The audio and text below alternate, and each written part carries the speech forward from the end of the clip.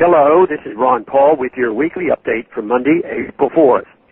Anyone watching last week's debate over the Republican budget resolution would have experienced déjà vu, as the debate bore a depressing similarity to those of previous years.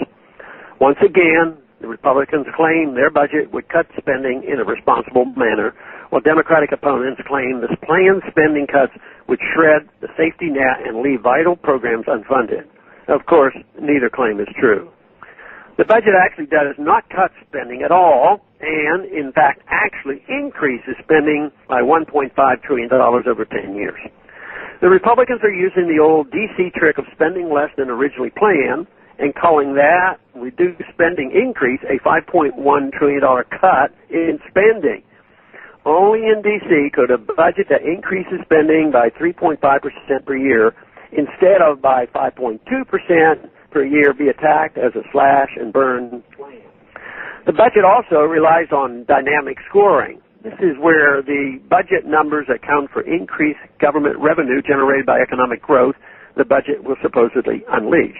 These claims are dubious at best. Of course, reducing government spending will lead to economic growth, but real growth requires real cuts, not this budget's phony cuts. As important as reducing spending and balancing the budget is, focusing solely on budget numbers ignores the root of the problem. The real problem is that too many in Washington and the nation as a whole refuse to consider any serious reductions in the welfare-warfare state. I have always maintained that the logical place to start reducing spending is the trillions of dollars wasted on our interventionist foreign policy. Unfortunately, there are still too many in Congress who claim to be fiscal hawks when it comes to welfare spending, but turn into Keynesian doves when it comes to spending on the military-industrial complex. These members cling to the mistaken belief that the government can balance its budget, keep taxes low, and even have a growing economy while spending trillions of dollars policing the world and propping up some governments and changing others overtly or covertly. Thus, President Obama is attacked as soft on defense because he only wants to spend $5.9 trillion over 10 years on the military. In contrast, the Republican budget spends $6.2 trillion over the next decade. That is almost $1 trillion more than the budget's total so-called spending cuts.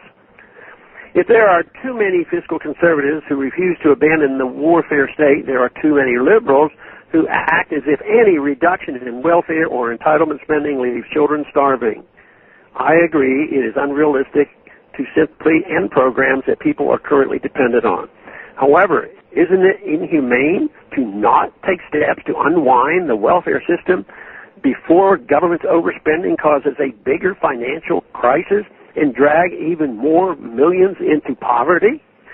Far from abandoning those in need, returning the responsibility for caring for the needy to private charity, churches, and local communities will improve the welfare system.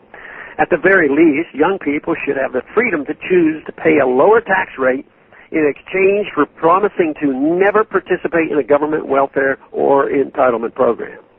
This week's budget debate showed how little difference there lies between the parties when it comes to preserving the warfare-welfare state.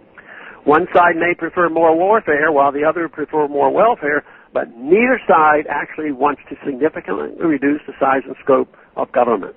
Until Congress stops trying to run the world, run the economy, and run our lives, there will never be a real debate about cutting spending and limiting government.